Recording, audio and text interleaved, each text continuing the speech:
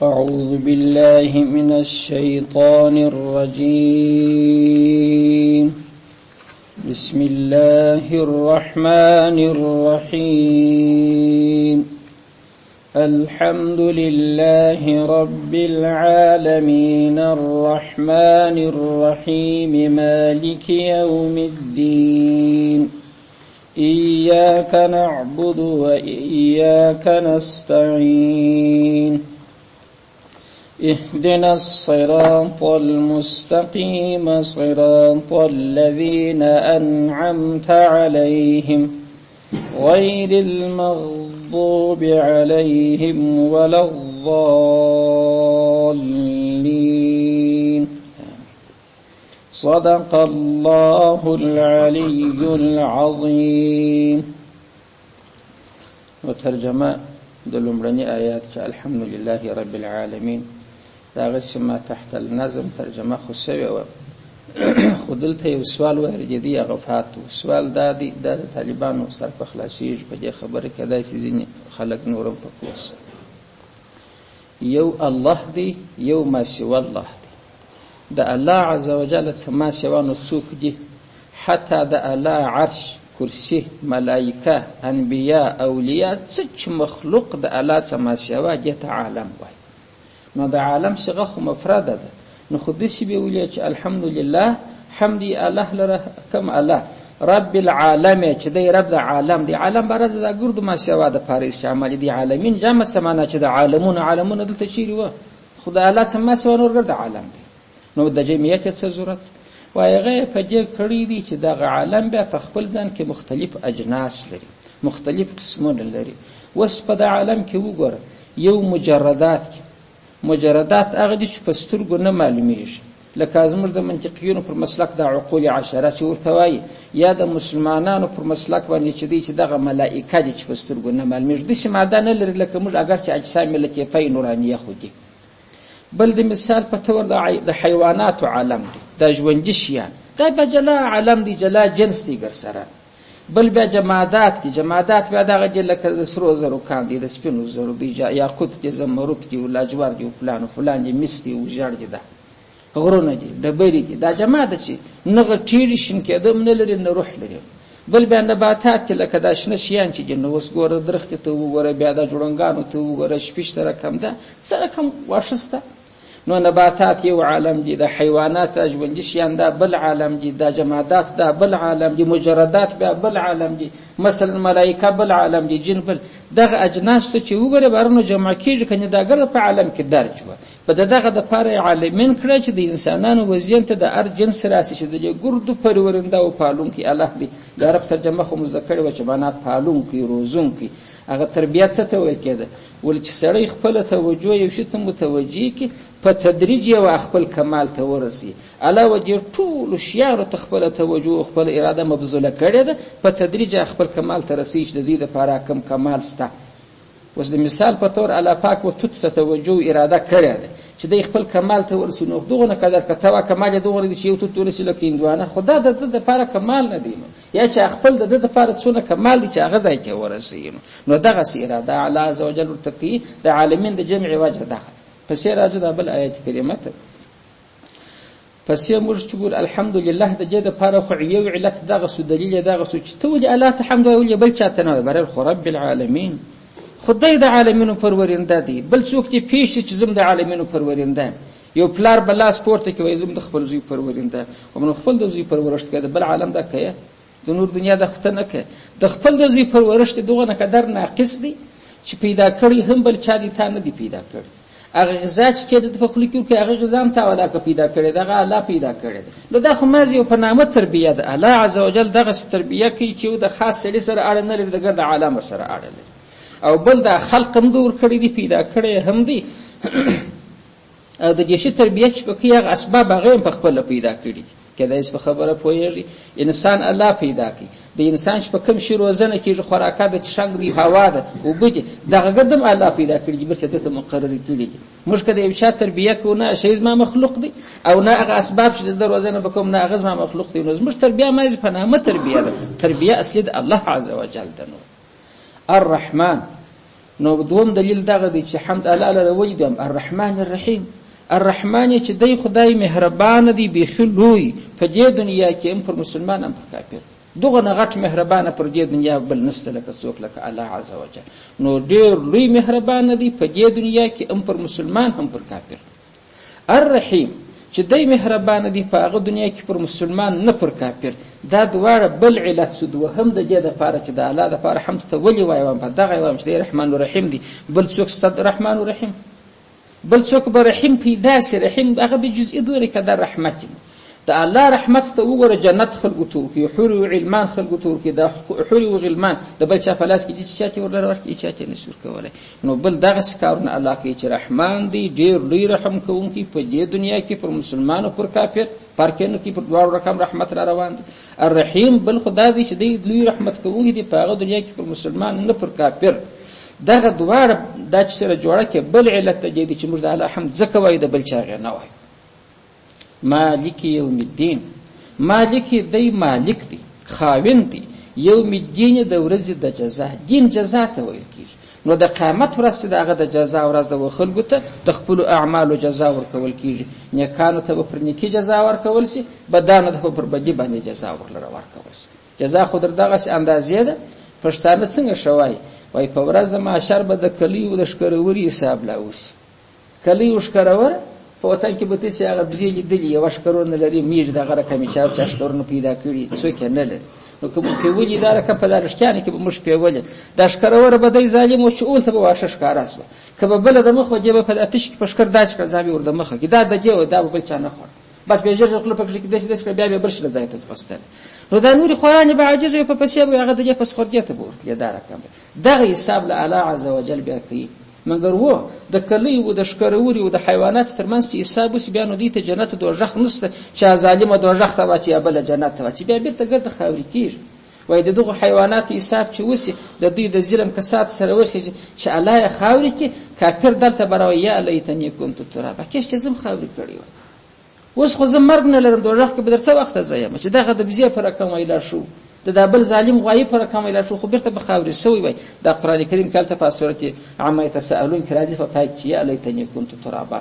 دغه کافر په ورځ قیامت دغه خواست به راکړي دغه ارمان ښکاره کړي چې کاش چې زم خاورې سوی وای. نو در باندې کې یوم دینه پورې مې درته ویل چې دا ورځ د جزا ده داسې جزا ده چې کلی وښکرورم خپل کسات یې الله سره ورکاږي. الله د دغې ورځې مالک دی.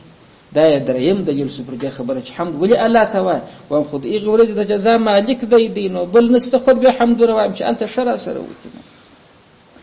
اوس دلته په دا مالک یوم الدین کې چې دی بل قرأت دی ملک یوم الدین. ملک ما میم نه ولاړی چې مالک یوم الدین چې الف ځینې پیدا سي. ملک هغه بیا پاچا. ملک یوم الدین پاچا دی د ورځې د جن او مالک یوم الدین خاوند دی د ورځې د جن. د باچا او د خاوند خو فرق سره شته. اوس ګوره موږ تاسې د خپلو اموالو د خپلو کالو د خپل پټو مالکان یو پاچاان یې نه یو. پاچا بیا د داګر د ملک پاچا دی متصرف دی مالک یې نه دی. مالک په خپل شي کې تصرفات کوي. څنګه تصرفات دا شی خرڅوي باچا رایت خرڅولی شي. ته نه وایې چې اوس باچایان چې خرڅوي خو دته شریعت اختیار نه درکوي چې رایت خرڅ کړي نیو لس ورکوي. دا خو د خیانت کوي چې دی کوي. نو باچا رایت نشي خرڅولی او مالک سره خپل شیان خرڅولی شي. مالک په خپل شي کې هر رقم تصرف ته اجازه دی لري چې پکې کېږي په دې شرط چې بل ته تاوان ونه رسېږي او پاچا بس نشي کولی. او بل دا دی مالک چې دی مالک خاص په انسان پسې اړه نه لري. یو سړی به د سایکله مالک بل به د خره مالک بل به د مرغۍ مالک. د انسان هم څوک مالک کېدلی شي لکه مرغۍ چې رانیسي. د دې نور شیان هم سړی مالک کېدلی شي او پاچاهي یوازې پر انسانانو چلیږي. اوس دا پاچا چې په دې ملک کې دی هغه د خرو د غویو نه دی باچا. د نورو د سایکلانو نه دی باچا. د انسانانو پاچا دی چې د انسانانو دپاره د خدمات وړاندې کړي. نو اوس دلته د ملک تورې هم سیدي سم دم چې سړی په الحمدلله کې په لمانځه کې وایي چې ملک یوم الدین لمونځ دغه نه فرق لا نه کوي. جائز دی هغه متواتر قرأت دی د قرآن کریم لکه مالک یوم الدین په دواړو باندې لمونځ سیدي روا دی. خو اولا یې کم دی ملک یې وایي که مالک وایي. امام ابو حنیفه رحمه الله مسلک ته دی چې مالک پر اولا دی. ولی په تصرفاتو کې دی فرق راغی. وایي په ورځ د قیامت الله مالک دی. خاوند یې دیګر سره د خاوند تصرفات مې درته وویل چې خاوند څونه غټ تصرفات کولی چې باچا هغسې نشي کولی. نو د الله صفت په دغه کې ښه ښکاره کېږي. او بل مالک چې دی هغه خاص په انسان پسې اړه نه لري. د بزې و د غوایي و د پټو د هر سړی مالک کېدلی سي او پاچاهي خو یوازې په انسان پسې اړه لري چې د انسانانو سړی پاچا کېدلی سي. نو الله تعالی د ګردو شیانو مالک دی، د مالک په صیغه کې چې دی د الله صفت ښه ښکاره کېږي. بله وجه یې لا دا هم ده چې مالکي کې چې دی حسنات ډېرې دي. ولې خو هلته حدیث شریف راځي چې د قرآن پر هر حرف باندې الله تعالی لس نیکۍ وکړي. نو ملک دا خو درې توري دي، میم دی م لام کاف، او چې مالک کې څلور توري دي، میم دی الف دی ما پسې لام دی کاف دی.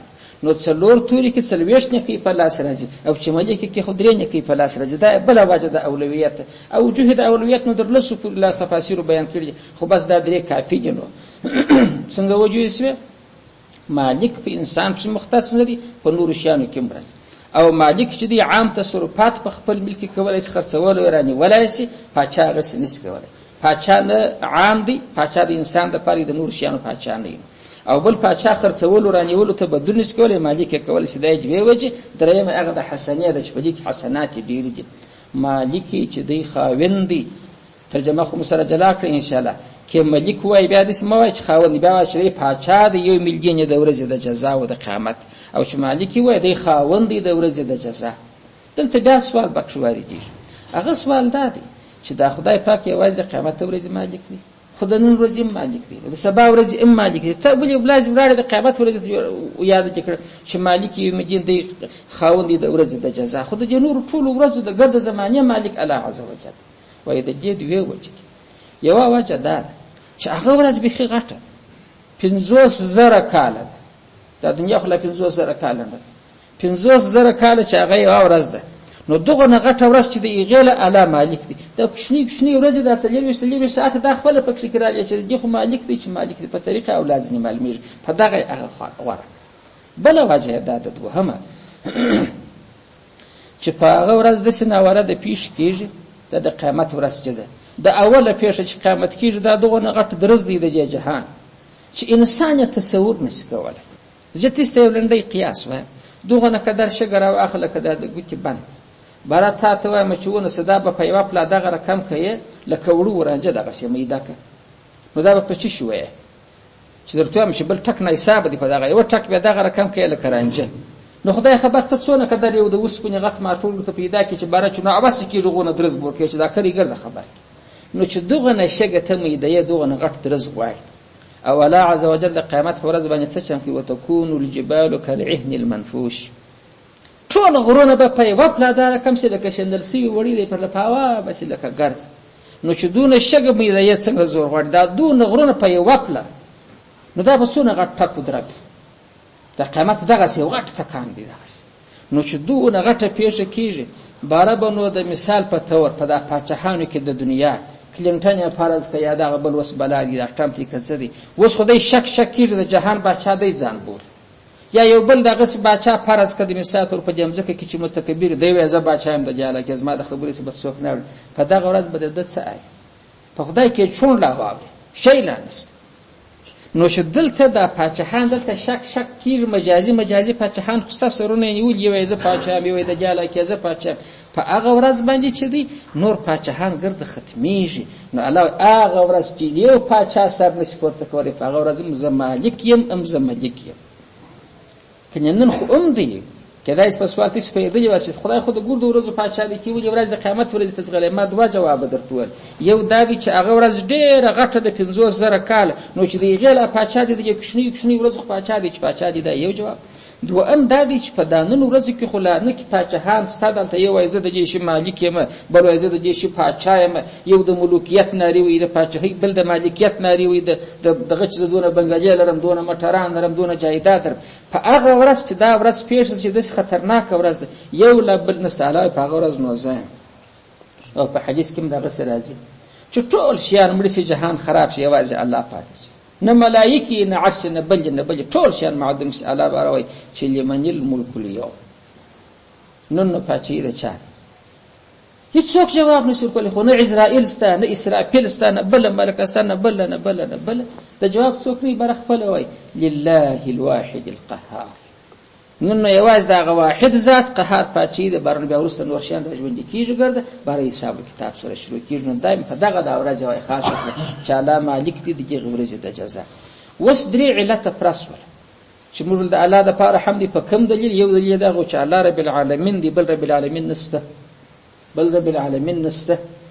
ګورئ ای دغه موسی علیه السلام چې فرعون ترالی دا دعوت کوي چې ته پر زما پر رب باندې ایمان راوړ، ستا رب بیا څوک دی؟ رب خو زه یم.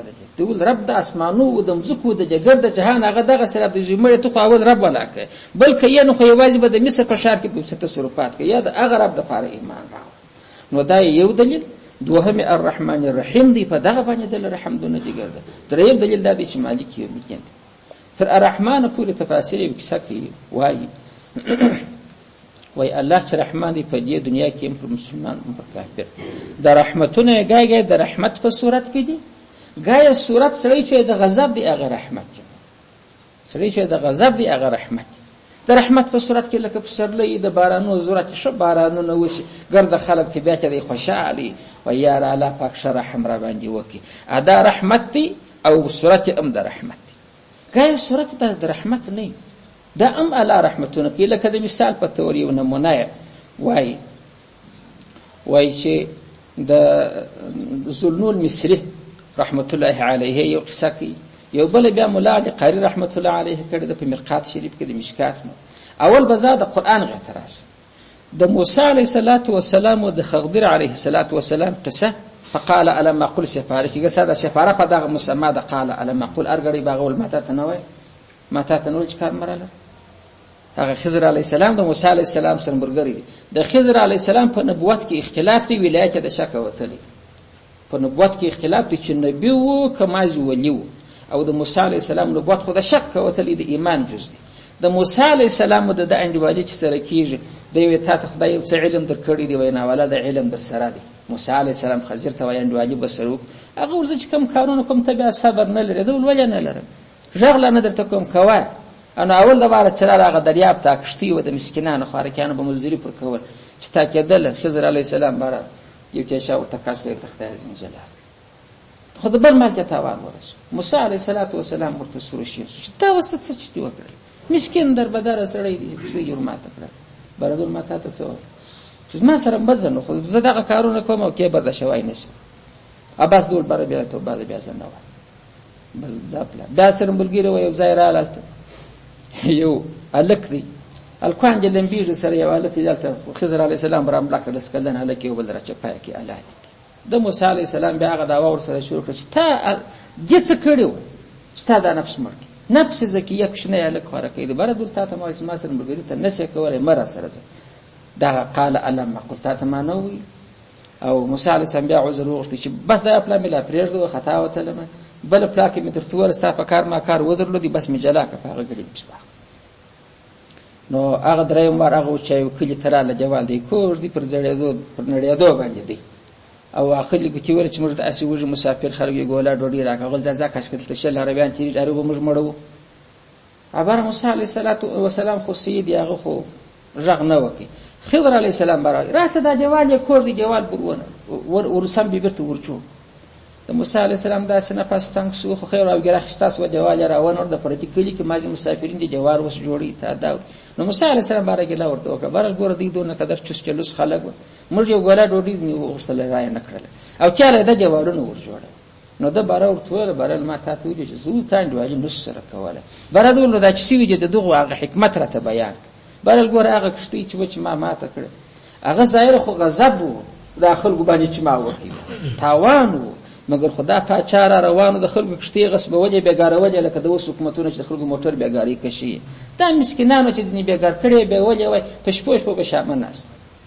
نو هغه سالمه چې شروع شایسته کشتي هغه به ول ما یو نو کې دا وخت هغه تراس چې ورته ور کشتي خو دا چلیج ما کوم د چاله واچول ما زم درځ کړ سره ا دې خپل کار وکړي د مزدوري پر کې د بچا د ظلم سم خلاص ولدا ګټه پکښه و پاغه ګوره ظاهر صورت د رحمت نه دی په معنا کې د رحمت د دې د فار الله عز وجل د ګټ شي وګرځا ولغه الک چو ولغه چو الله تعالی کافر دغه سې کلی مور پلار صالح کسان دا مور پلار محبت خدای اولاد سره دی کداغه زمړي غټ سوی وای دا مور پلار بین په کوپر اخته کړی وای هغه به گمراه کړی وای.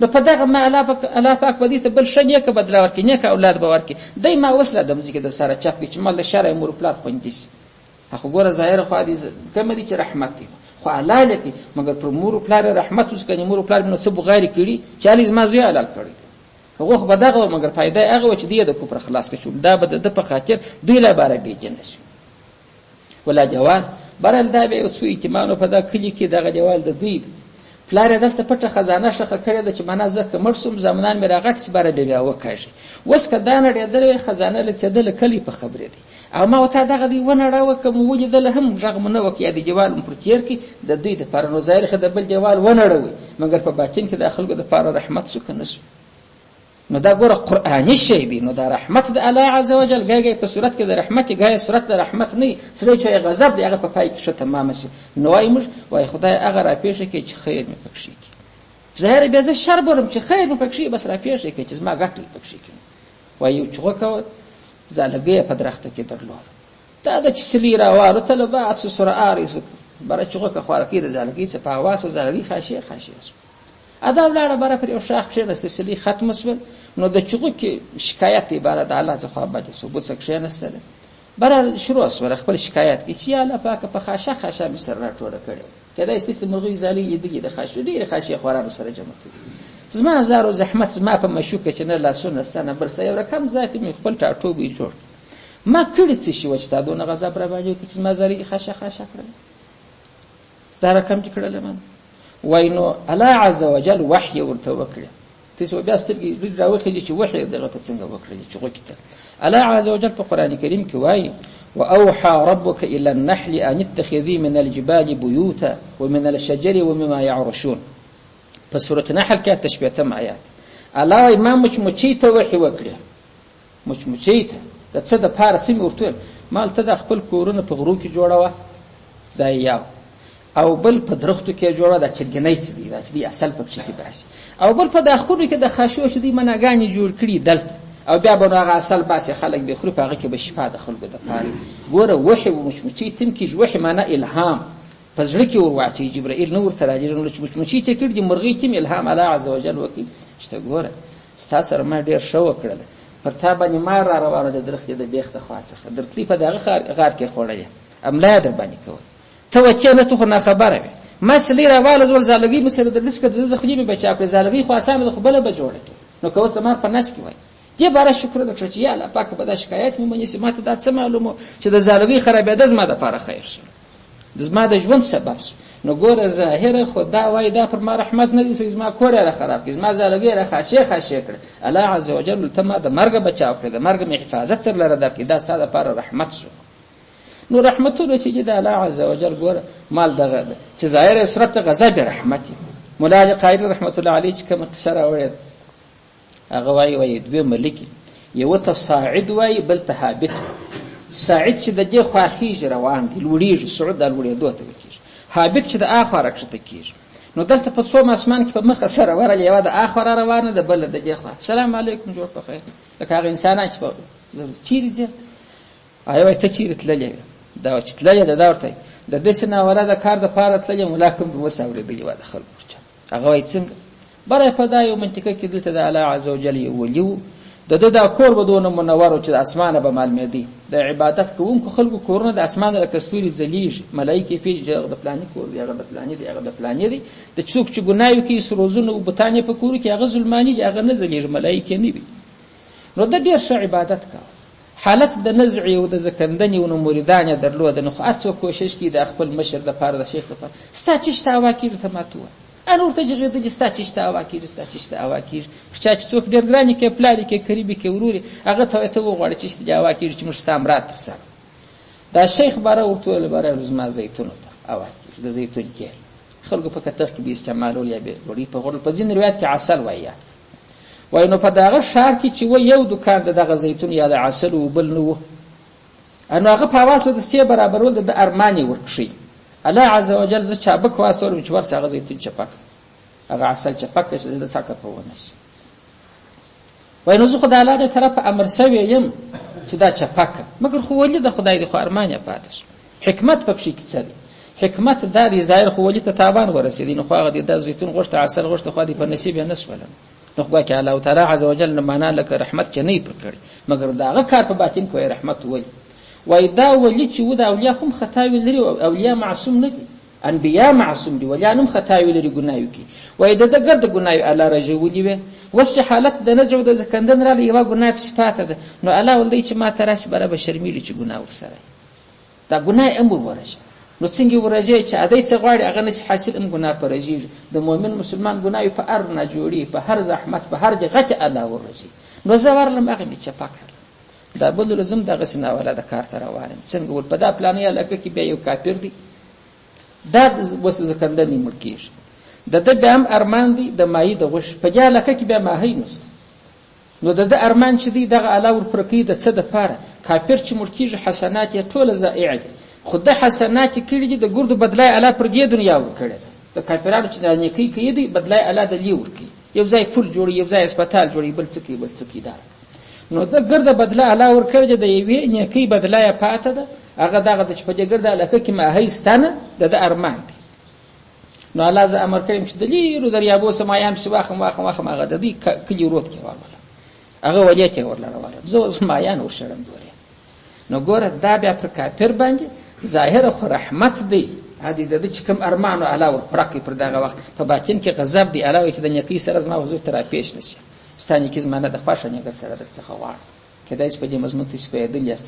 نو دا رحمت کول ګرد عمر په شکل کې د رحمت نه، او دا شکل چې د رحمت ګرد عمر رحمت نه، غضب ځینې جوړ. قرآن کریم وایي وعسى ان تكرهوا شيئا وهو خير لكم وعسى ان تحبوا شيئا وهو شر لكم. په سورة بقره کې راځي والله يعلم وانتم لا تعلمون.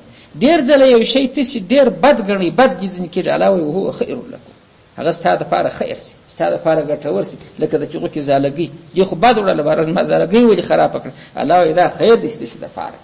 یا لکه د هغه ولي چې زیتون عصا یې چپا کړه، خلکو مریدانو ښه دا شر بللی شو، دا ولي چپه سوي دي، دا ولي داسې سوي دي، مګر د ده دپاره خیر شو چې الله ته ورځي، په ورین مخ به ورځي، هېڅ ګناه به ورسره نه وي. او ګای ګای به تاسې یو شی چې شي ګڼئ شر خیر یې ګڼئ، هغه ستاسې دپاره چې شي هغه شر یې ستاسې دپاره. لکه د هغه کافر دپاره دا خو خیر دی چې هغه دې پر حالت د نزع الله ګرده مرادونه ورپوره کړه، دغه مرادونه خو پوره سه، خو هغه د دې دپاره چې د نیکۍ جزا الله د دې ورله راورکړي، الله ته په دغسې تور مخ ورله راورسي چې یوه نیکۍ یې لا نه وي. نو کېدای شي تاسې په دې خبره باندې پوهېدلي یاست، دا خبره مو سر خلاص شوی. یو سوال دلته بل پیدا کېږي چې دا اوس څنګه خبرې کوي دا مولوي صاحب؟ ته اوس ګوره دغه دې ملکه راله د خلکو زیتون یې ورچپه کړه، د خلکو عسل یې ورچپه کړه، نو څه حق لري ملکه چې د دوکاندار خواړه کې شیان چپه کوي؟ دا ګرده شیان په دنیا کې الله کې. نو خلک دې پر الله هم دغه سوال وکړي چې نو څه حق لري چې زما زوی راوژني؟ دا خلک چې وژني دا څوک وژني؟ خو الله یې وژني، خو دا د الله ملک دی، الله وایي ستا ملک مجازي دی. دا خلک نه وایي در حقیقت مالکی هر چیز خداست، این امانت چند روز در دست ماست. خلک به پخوا پر موټرانو لیکل، په دا ګاډیو باندې به لیکل چې په حقیقت کې د دغې ګاډۍ مالک هم الله دی.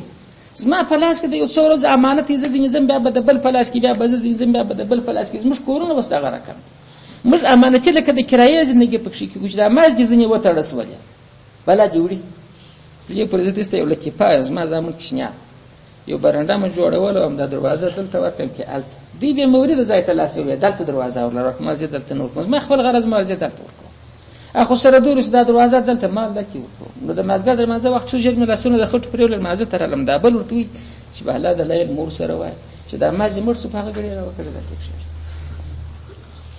چې دا مازه مړ سو دروازه را وکړه دلته تاسو تمره د هیڅ کار نه کوي چې کیږي نو ما ویل چې دا خبره حقیقي ده چې موږ ته د کرایه باشندګان چې ته مړ شو په هغه غړي د دروازه کاږي په هغه کېږي نو خبره د دشنو نو په حقیقت کې مالک الله عز وجل نو هغه چې د چا زیتون چپکي د چا مټر چپکي د بل چا په مال ور اخلي دکان یې وسوځل سي پر الله سوال نه واريږي چې تا ودا ولي کول نو د اوغه دکاندار زیتون عسل چې چپکول ته بنوي چې ملک څنګه ظالم و نعوذ بالله ظالم نه الله امر ته کړی دی او د الله خپل ملک چاره کم کی چپکي کی ورګراني کی ورارزانتي کی ور اخلي دا د الله تعالی کار دی خو مټرانه مال چپکي سره جنگ یې مال دغه د کارونه الله کی الله سوال نه واريږي خو هغه مالک دی ذوالنور مصری رحمت الله علیه وای تر دا رحمته پورې وای دا ګای علما دا کتابونه چې ګور کتاب خورا دقت لري چې کوم څوک د مطالعه کار کوي که د سکولي که بل د سره غیږ تفریح ته به ضرورت لري اته یو چې قسم د کور بار سره ضرورت غاړي ته وزاده سره د وخت یو تفریح کو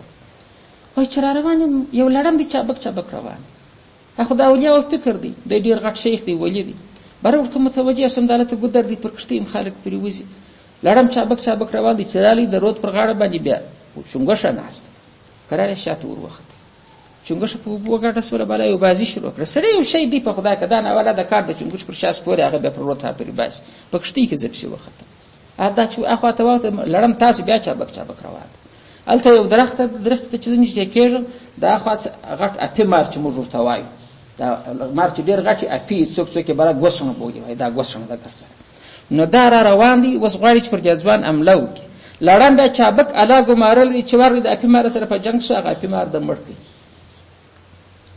لړم پر مار باندې غشتلې دي دا زما به خپل د شمدید واقعا هم ده چې لړم پر مار غشتلې دي د نسبی دا کولای چې عمله پر کړي چې ارنیش په چیخ کې هغه د رقم کلکلې وایي چې اریانی کې په ځان شي هغه چې مړ شو وای ما ولشه الله عز وجل رحمت ته رقم دي سړی چې پروتي د رود پر اغړه در درخت لاندې مار د کمی خو روان دي لړم د کمی خو راځي او پر کومه خو باندې ځي اسباب چې الله برابرې ده رقم برابر الله عز وجل چې اسباب برابرې به دا رقم وس خو زموږ ته بالکل په دا دماغ کې دا خبرې راځي چې الله څوک نه وجري نه مړ کیږي په دا بمبارو کې څنګه بمان شواسي اور پر ځای بل سو یو سړی بجوندې راوځي اوس جوړته څنګه موږ په خپل چالاکي ته ونه د سیمو وکړه دا چې الله ستاسو څنګه حفاظت کړی دی هغه الله تبارک د شپه مولوک یو وساتل په چای وساتل یوسف علی السلام یې ساته شوکې په جبرئیل نه کیته ابراهیم علی السلام اور په منځ کې نه وساتي دا دغه اسباب دی الله عز وجل برابرۍ دی نو د الله پر رحمانیت باندې زما یقین نور زیات شي دا څونه رحمان ذاتی پر دې دنیا باندې اوغه به د په ځان خبر نه پیردار نه لري